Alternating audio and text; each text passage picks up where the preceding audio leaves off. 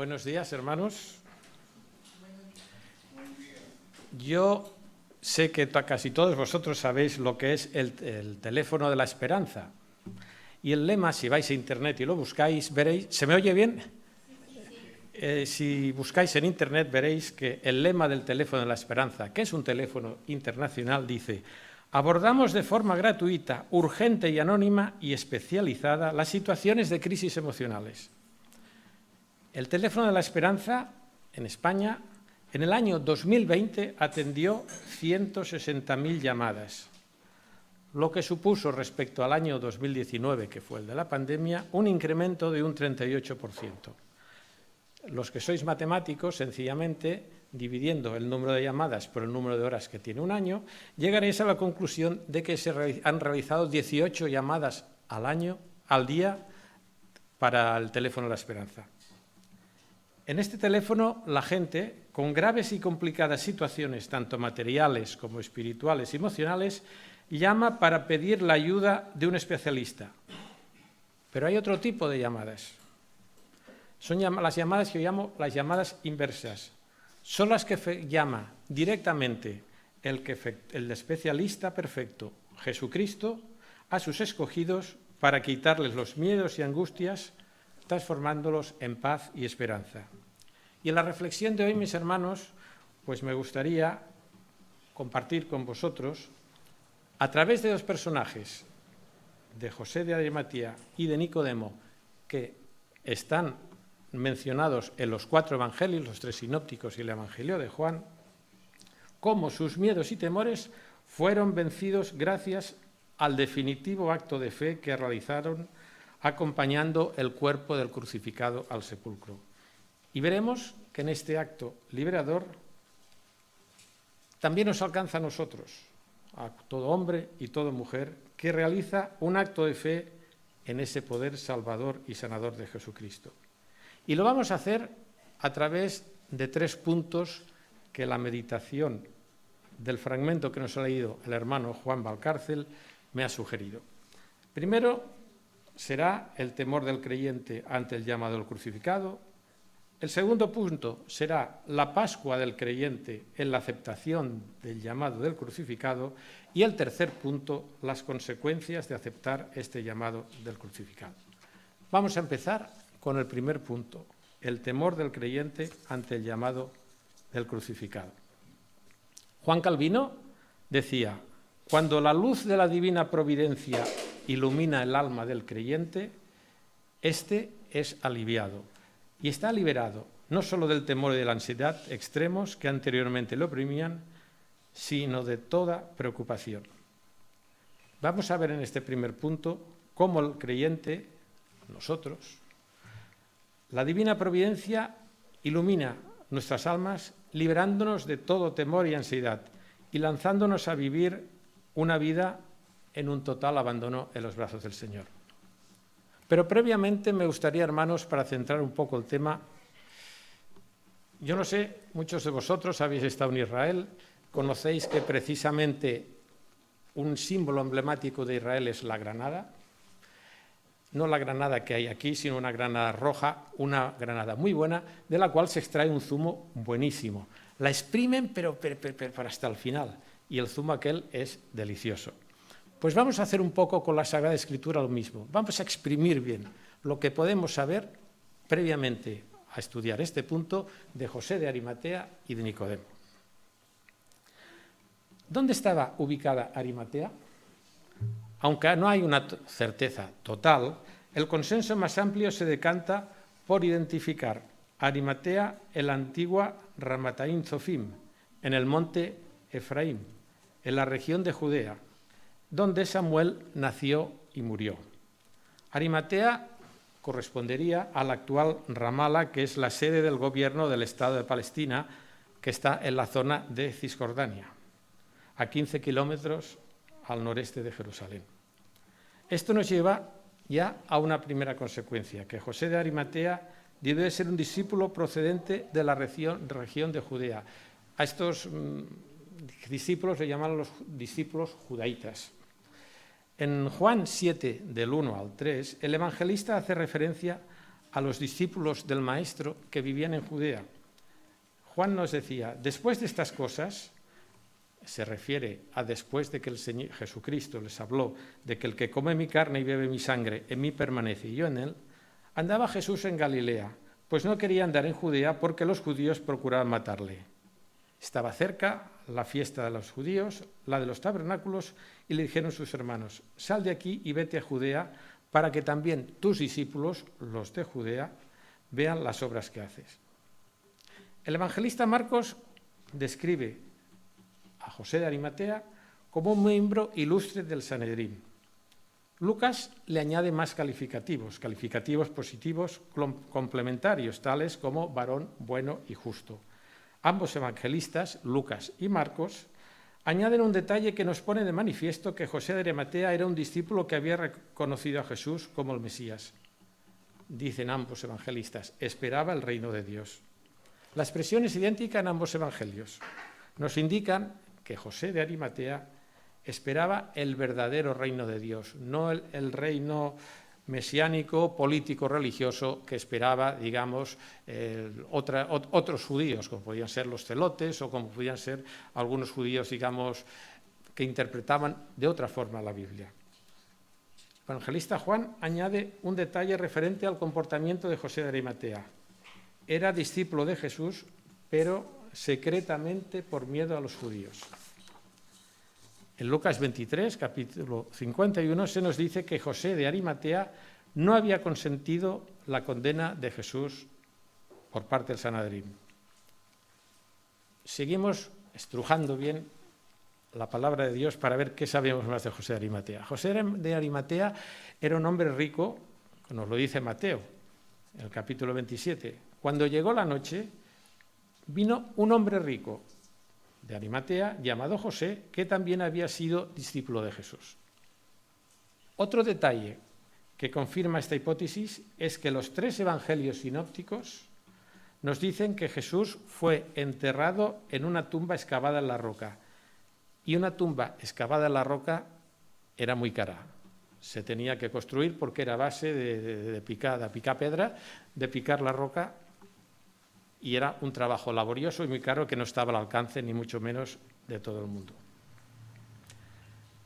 Si bien los discípulos secretos de Jesús, entre los cuales se encontraba José, son tratados, si no con menosprecio, un poco, digamos, con poco aprecio por parte del evangelista Juan, como lo podemos ver, no os lo leo porque si no se haría muy largo el mensaje, en el capítulo 12 de Juan, los versículos 42 y 43, en el caso de José de Arimatea, Juan cambia la forma de hablar de los discípulos en secreto. Este concepto carece totalmente de este sentido negativo cuando se refiere a José de Arimatea. Antes bien, al contrario, es un sentimiento que está impregnado de afecto, de estima, de consideración, como lo manifiesta al relatarnos Juan, hemos leído, que se dirigió a Pilatos para reclamar el cuerpo de Jesús. De todo lo anterior ya podemos sacar algunas conclusiones o bastantes conclusiones respecto a José de Arimatea. José de Arimatea, primero, era de un pueblo, Arimatea, de la región de Judea. Era miembro del Sanedrín, era un hombre rico, creía en la buena nueva proclamada por Jesucristo, esperaba la llegada del reino, era un discípulo de Jesús, pero no lo manifestaba abiertamente porque tenía miedo. Y se opuso a la pena de muerte que aprobó el Consejo Supremo, o sea, el Sanedrín. En cuanto a Nicodemo, vamos a ver Nicodemo. Nicodemo no tenemos tanta información, prácticamente solamente nos lo relata, nos lo describe un poco Juan, pero en el mismo se nos dice que también era miembro del Sanedrín y de la secta farisea.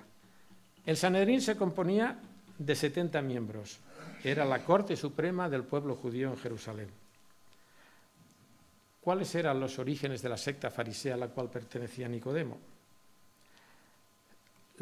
Esta secta, su origen se basa en la época de los macabeos. El posible significado de la palabra fariseo es el que separa, en el sentido de que ellos se separaron del pueblo porque se consideraban, digamos, de alguna forma una secta elegida. Eran sinceros los fariseos, y estaban comprometidos con el cumplimiento de la ley, tal como se define y explica en la tradición del Talmud. Otro detalle de Nicodemo, sorprende su nombre. Su nombre es de origen griego, como el de Andrés y Felipe.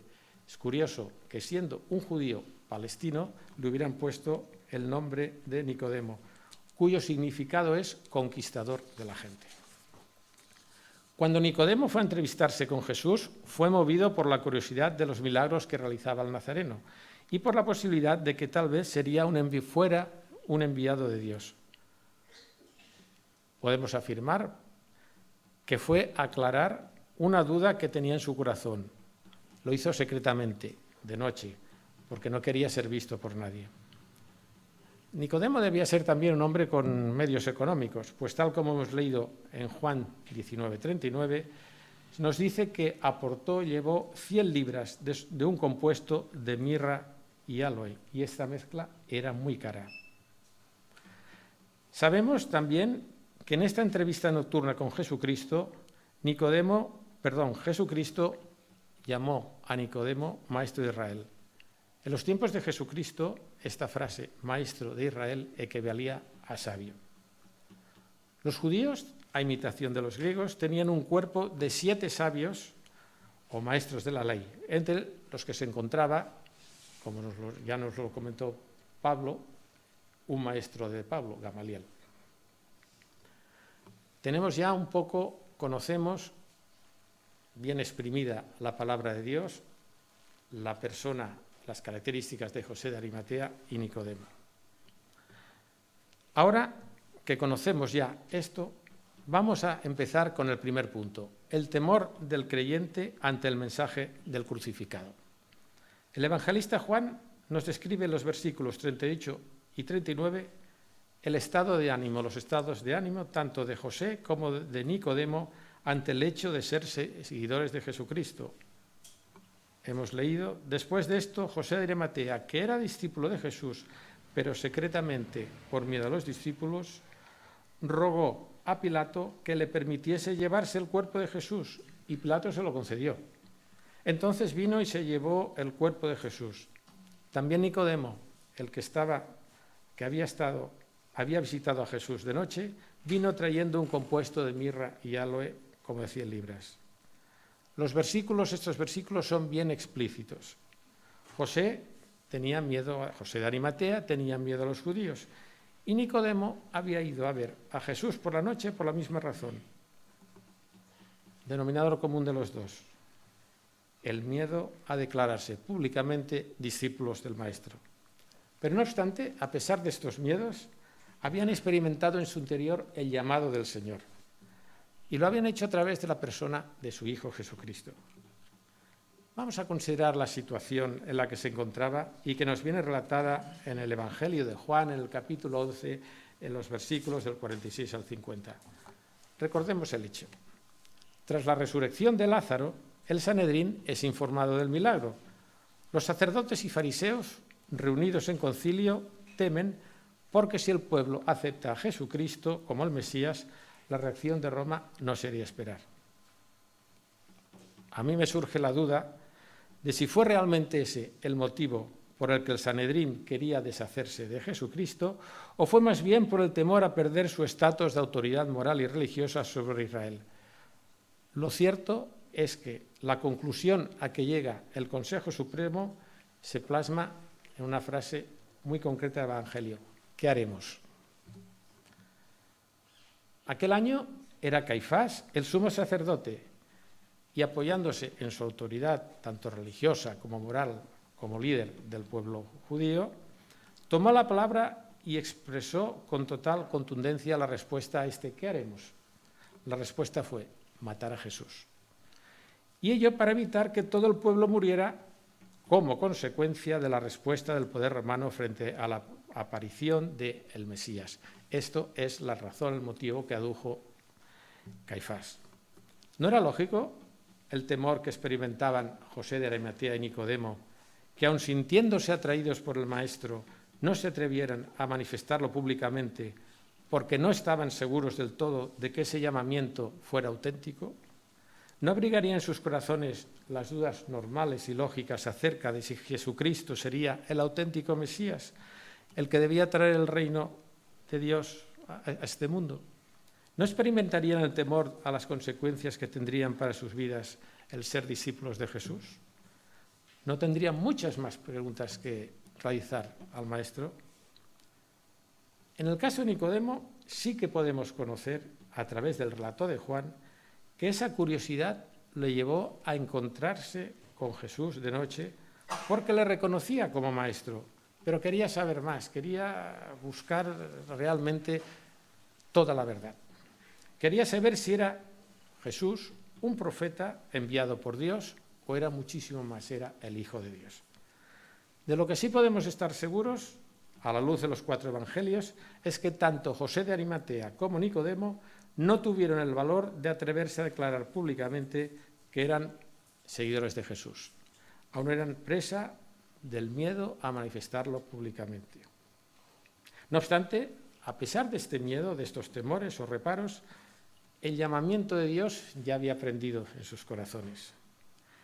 Ya estaba empezando ese llamamiento, ese llamado de Dios a dar sus frutos. Y ambos, José y Nicodemo y José, se opusieron abiertamente en el Sanedrín a que el Maestro, Jesucristo, el Hijo de Dios, fuera crucificado. Lo podemos ver en el Evangelio de Lucas, en el capítulo 23 y el versículo 51, cuando relata la escena en la que José de Arimatea fue a pedir el cuerpo de Jesús a Pilatos y nos dice que se había opuesto tanto a la decisión del Sanedrín de matar a Jesucristo como a los motivos aducidos por el Consejo Supremo. Dice este versículo, se refiere a José de Arimatea, que también esperaba el reino de Dios y no había consentido en el acuerdo de matar al Mesías, ni en los hechos de ellos. Aquí se refiere a la forma en que tomaron tal decisión el Sanedrín de matar a Jesús sin haberlo escuchado previamente, fue a Pilato y pidió el cuerpo de Jesús. En cuanto a Nicodemo, el evangelista Juan también es bien explícito. En el versículo 7, el capítulo 7, versículo 50 a 51 nos dice, les dijo Nicodemo, el que vino a él de noche, el cual era uno de ellos. ¿Juzga acaso nuestra ley a un hombre si primero no lo oye y sabe lo que ha hecho? Pero a pesar de esta defensa de estos 2 hombres del Mesías, en los corazones de ellos aún latía el miedo, aún latía el temor a declararse abiertamente discípulos suyos. Vamos al túnel del tiempo. Retrocedamos en la época que estamos hablando de José de Arimatea y Nicodemo, 1500 años atrás. 1500 años atrás, otro personaje bíblico también sintió mucho temor. Sintió lo mismo que estaban experimentando José de Arimatea y Nicodemo. Me estoy refiriendo a Moisés y a su resistencia a colaborar en el plan divino para liberar al pueblo hebreo del yugo egipcio. La base de la resistencia de Moisés también fue el temor, y Moisés lo tradujo en 4 objeciones que le hizo a la llamada de Jehová. Lo podemos leer en los capítulos 3 y 4. Vamos a sintetizar mucho. Recordemos brevemente la situación. Jehová se le aparece en la zarza ardiendo, en el monte Horeb. Le indica que tendrá que ir a Faraón para liberar a su pueblo. El temor de Moisés ante este llamado, que no se lo esperaba por ningún sitio, es evidente. ¿Quién soy yo para que saque a los hijos de Egipto? Pero la respuesta de Jehová, la respuesta de Dios es contundente. Ve porque yo estaré contigo. Continúa Moisés oponiéndose. La segunda objeción que le pone. Y se dirige esta objeción relativa a su pueblo. Le dijo Moisés a Jehová, he aquí que llego yo a los hijos de Israel y les digo, el Dios de vuestros padres me ha enviado a vosotros. Si ellos me preguntaren, ¿cuál es su nombre? ¿Qué le responderé? Y fue Jehová el que le dijo, diles que yo soy el que soy. Así se lo dirás a los hijos de Israel. Yo soy, me envía a vosotros. Pero como Moisés era humano y era duro de cerviz, como somos nosotros, continuó resistiéndose. continuó porfiando con Dios y le dijo: he aquí que ellos no me creerán, Señor. Entonces, como señal para demostrarles, cuando se presentara ante Faraón, que era el enviado de Dios, Moisés le dijo: ¿ves este cayado? Tíralo al suelo. Y el cayado se convirtió en una serpiente. Dijo: ahora cógela por la cola. Lo cogió y se volvió otra vez la serpiente a transformar en el cayado. Pero es que Dios le dijo más: y si aún con esto no te creyeran, dice, coge tu mano y métela dentro de tu pecho. Así lo hizo Moisés y la mano le apareció totalmente blanca de lepra. Le volvió a decir Jehová: vuelve a introducir la mano en tu pecho. Y la mano se curó. Por último, Moisés, ya casi vencido y derrotado en su resistencia numantina a aceptar el mandamiento, el mandato de Dios, le dice en Éxodo: entonces dijo Moisés a Jehová: ¡ay, Señor! Nunca he sido hombre de fácil palabra, ni antes ni desde que tú hablas a tu siervo, porque soy tardo en el habla y torpe de lengua. Y Jehová le respondió: ¿quién dio la boca al hombre? ¿O quién hizo al mudo y al sordo, al que ve y al ciego? ¿No soy yo Jehová? Ahora pues, ve, y yo estaré con tu boca y te enseñaré lo que hayas de hablar. En este momento, toda la resistencia de Moisés se quebró y aceptó el mandamiento de Dios. Esta palabra que le dijo, estas últimas palabras que le dijo Dios a Moisés, fueron contundentes. Ahora pues, ve, y yo estaré con tu boca y te enseñaré lo que has de hablar. Y es que Dios, mis hermanos, soberanamente y por el sabio consejo de su voluntad, llama eficazmente a sus escogidos y los trae a la vida, dándoles la fe y el arrepentimiento genuino. Nos lleva como creyentes a los pies de Cristo en el momento y en la circunstancia y el instante que Él quiera y decida. A mí concretamente, hasta los 60 años, el Señor no lo quiso hacer. Y esto es lo que le ocurrió también a José y a Nicodemo. Y a pesar de sus temores, al seu temps, a su debido tiempo, ambos experimentaron un cambio en sus vidas y tuvieron el valor suficiente para manifestar en público su fe en el crucificado. Análogamente, como todos nosotros, un día vencimos nuestros miedos, nuestros temores y manifestamos públicamente, mediante el bautismo, que aceptamos a Jesucristo como nuestro Señor y Salvador. Y esto nos lleva al segundo punto. ¿Cómo dimos este paso de aceptación? El segundo punto es la Pascua del creyente al aceptar el llamado del crucificado. Porque cuando nosotros los creyentes, como José de Arimatea y Nicodemo, dieron el paso, tuvieron que sufrir una experiencia, tuvieron que pasar su propia Pascua. Y esto es lo que ahora me gustaría reflexionar con vosotros un poquito. Lo he titulado, este segundo punto, la Pascua del creyente, la Pascua o Pesaj en hebreo, porque es el reconocimiento, es la aceptación de la obra salvadora de Jesucristo en nuestras vidas. Es un paso de muerte a vida, tal como Jesús lo explicó a Nicodemo. Con este nuevo nacimiento, José de Arimatea perdió el temor a declararse públicamente como discípulo del Mesías y por primera vez se manifestó como discípulo del Mesías ante la principal autoridad romana, al ir a pedir al gobernador Pilatos el cuerpo del crucificado. Normalmente, la costumbre judía es que los ajusticiados, como eran delincuentes, se dejaban un tiempo colgados en la cruz para que los pájaros carroñeros hicieran presa de ellos, los fueran poco a poco destruyendo, y esto servía de escarmiento al pueblo. Pero fijaos la divina providencia, cómo actúa a través de las personas. Actuó en el corazón de Pilato para que le diera a José de Arimatea y a Nicodemo el cuerpo del Maestro. Lógicamente, esta noticia debió correr rapidísimamente por toda Jerusalén. Tras este paso que dieron de ir a pedir el cuerpo del crucificado, el cuerpo de Jesucristo, tras este paso, la cruz, la redención de la cruz los había ya alcanzado de pleno.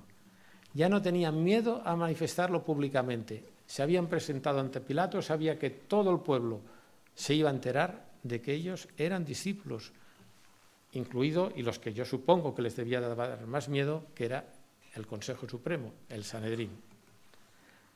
El llamado del crucificado había abierto las puertas de su corazón. Ya no había temor, había valentía. En el caso de Nicodemo, Nicodemo también tuvo su Pascua y su posterior manifestación en Jerusalén ante la gente sin temor alguno. Ya no le importó lo que el Sanedrín y los que gritaron «Crucifícale, crucifícale», pensaran. Ambos, José de Arimatea y Nicodemo, habían crucificado su viejo hombre junto con su Señor en la cruz. Su testimonio público de reconocimiento de Jesucristo como Salvador y Señor lo llevaron a cabo de una forma muy real.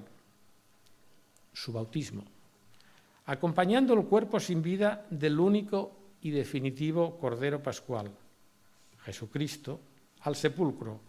Y fue precisamente gracias a ese Cordero sacrificial el que les permitió pasar a ellos también a hacer su Pascua de la muerte a la vida, y junto con ellos a todos los que el Padre entregó al Hijo para que no se perdiera ni uno solo.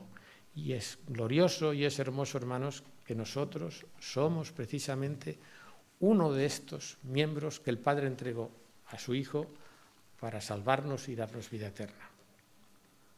De la misma manera que el cuerpo del Mesías resucitó glorioso, así también José de Arimatea y Nicodemo habían sido llevados a participar de los beneficios de esa gloriosa resurrección. También todos nosotros, hermanos, al haber crucificado nuestro viejo hombre junto con Jesucristo, hemos sido resucitados a una vida plena y eterna.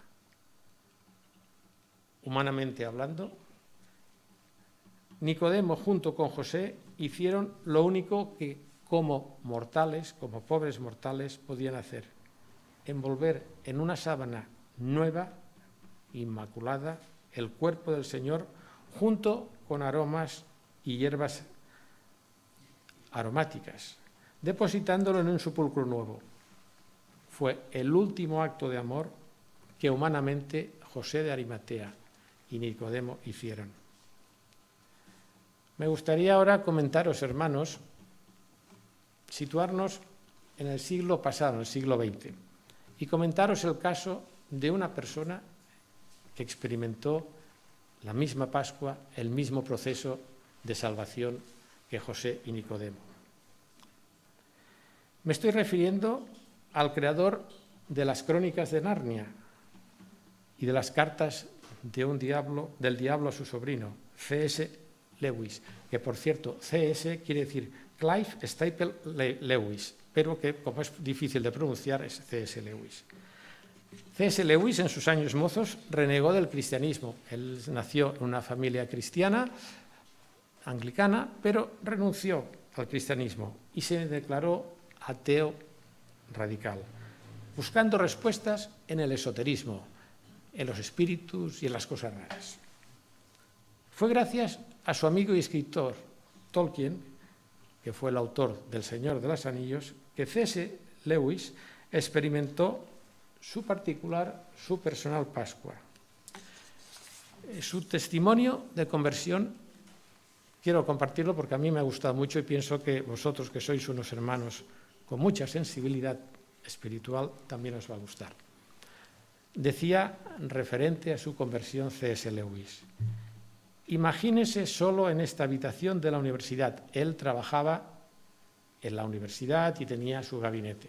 Imagínense solo en esta habitación de la universidad, noche tras noche, sintiendo cada vez que mi mente se apartaba, aunque fuese por un segundo, del trabajo, el continuo e inexorable acercamiento de aquel, con mayúsculas, a quien yo, con tanta vehemencia, no deseaba encontrarme.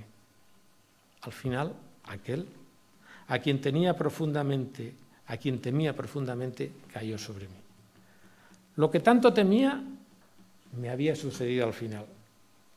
Hacia la festividad de la Trinidad del año 1929, me di por vencido y admití que Dios es Dios, y me arrodillé Y oré esa noche sintiéndome el más converso, el más abatido y más mal dispuesto de Inglaterra. En ese momento no vi lo que ahora es la cosa más obvia, la humildad divina que acepta a un converso aún en estas condiciones. El hijo pródigo entró al fin en su hogar por cuenta propia. Pero ¿quién puede adorar como debe ese amor que abre las puertas a un pródigo que ha estado luchando, resentido y mirando a todos lados buscando una oportunidad para escaparse? Hasta entonces yo había supuesto que el centro de la realidad sería algo así, el centro de la existencia como un lugar. Esta vez me encontré que el centro de mi existencia era una persona, era Jesucristo. Hermanos, la Pascua que hemos experimentado nosotros, la Pascua que experimentó José de Arimatea y Nicodemo, la Pascua que experimentó C.S. Lewis y la de todos los escogidos, los que hemos aceptado a Jesucristo en nuestras vidas, nos traen dos consecuencias muy importantes, radicales y fundamentales en nuestras vidas. Y es lo que voy a desarrollar en el tercer punto. Las consecuencias de aceptar el llamado de este crucificado. Las Pascuas personales de José de Arimatea y Nicodemo habían cambiado sus vidas. Ahora eran hombres valientes y sin temor. José lo demostró, ya lo hemos dicho, al atreverse a presentar ante Pilatos y pedir el cuerpo del Señor. No sabía José de Arimatea bien claramente lo que tal osada petición podía provocar en la persona del gobernador romano, que de alguna forma pues, tenía la orden de reprimir cualquier insurrección de la forma más sangrienta que fuera necesario. Pero el cambio operado en la vida de José, tras la muerte de Jesucristo, lo impulsó con mucha fuerza a afrontar el riesgo que tal petición comportaba. También Nicodemo se mostró sin miedo alguno como discípulo del crucificado, acompañando su cuerpo junto con José para que reposara en un sepulcro nuevo, inmaculado. Nunca antes ese sepulcro había conocido la muerte, había sido impurificado por un cuerpo muerto. Todo Jerusalén se enteraría de lo que ambos habían hecho. ¿Cómo no iba a enterarse si nos dice el evangelista Marcos que la tierra se oscureció de la hora tercera a la novena? Fenómeno que creyeran en el Mesías como tal o no creyeran, algo vieron y todo el pueblo se enteró de que allí había un crucificado y que había ocurrido este hecho. José de Arimatea y Nicodemo ya no podían callárselo. Tenían que proclamarlo a los cuatro vientos, tenían que proclamarlo a todo el mundo. Habían abierto sus corazones para la entrada triunfal del Rey de Reyes en sus vidas. Jesucristo, el Mesías, el Hijo de Dios, había transformado sus miedos en gozo y esperanza. No había temor, sino arrojo y valentía. La pregunta que debemos hacernos es si nosotros, mis hermanos, nos sentimos identificados con los mismos sentimientos y actitudes que José y Nicodemo. Hemos perdido el miedo, el temor a declararnos discípulos de Cristo, de un Cristo resucitado, que en el mejor de los casos el mundo lo considera únicamente como un crucificado víctima de su idealismo y en donde el ser creyente despierta mucho escepticismo y hasta en según qué momentos y personas preguntas irónicas.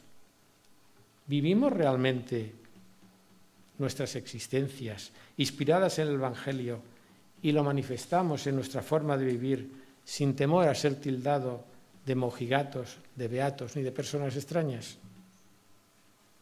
Mis hermanos, al igual que José de Arimatea y Nicodemo, todas nuestras Pascuas personales nos han llevado a arrodillarnos ante nuestro Señor Jesucristo, que con poder y majestad gobierna el universo y todas nuestras vidas. Las consecuencias de este cambio en nuestras vidas las podemos ver manifestadas en el reconocimiento de la santidad de aquel crucificado que de forma simbólica hizo Nicodemo. Lo hemos leído en el versículo 39 del que nos ha leído Juan Valcárcel, del fragmento evangélico.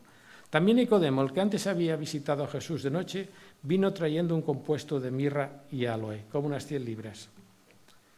En el Antiguo Testamento, la mirra se usaba para la adoración y para perfumar.